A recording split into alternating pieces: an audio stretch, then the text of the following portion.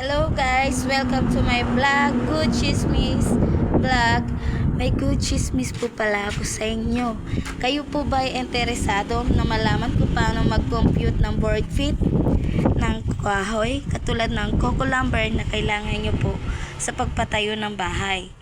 Para may idea po kayo, tapusin nyo po ang video na ito para malaman nyo kung paano po mag-compute.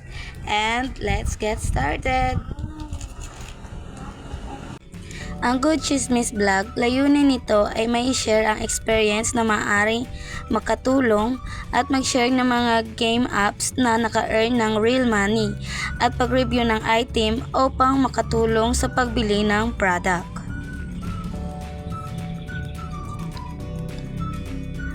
Good Chismis Vlog may 3 topics. Una, information. Pangalawa, game review.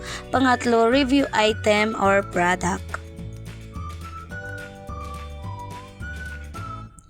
Kung hindi man po kayo satisfied sa video ko, pwede po kayo sumubok.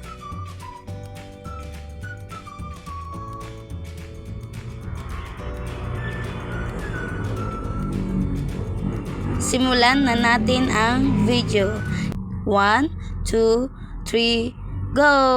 Okay, here we go. Nagbabalik po ang Good Chismis Vlog. Paano po ba magkwenta ng price ng kahoy? At paano mo malalaman kung magkano ang board feet? Ganito po ang style natin dyan.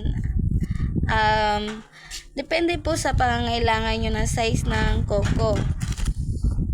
Okay. Meron po kasi iba-ibang sukat ng coco.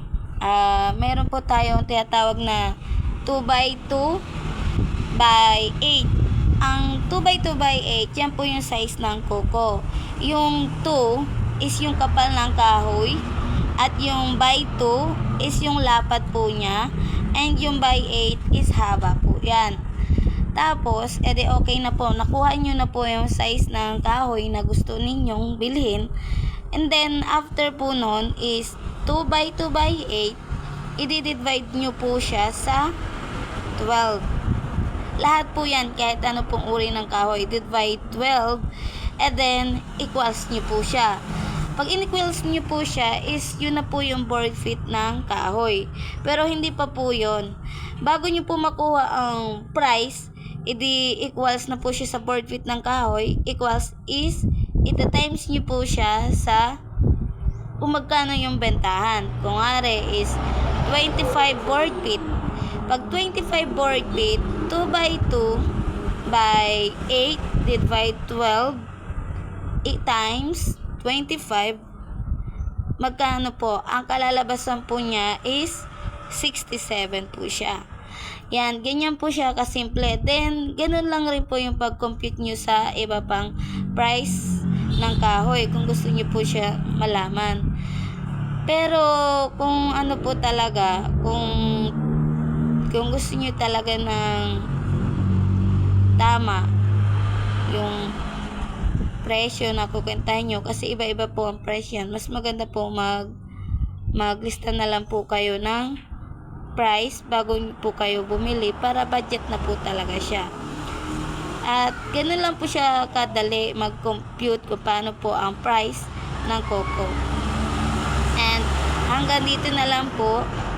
Kung may nakuha po kayong good chismis about sa pag-compute ng board feet ng coco lumber, huwag niyo pong kakalimutan na mag-subscribe, comment, and share naman po para po makatulong rin sa iba kung may question po sa about na pagkukwenta ng coco lumber.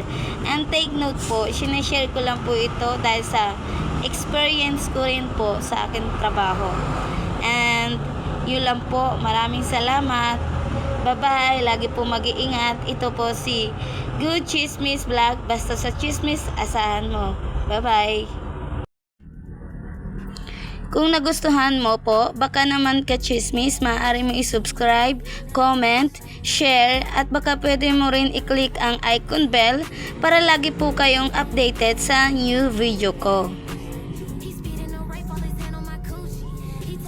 Thank you so much sa pagsuporta ng aking vlog. Don't forget, remember to subscribe. always take care. Bye-bye.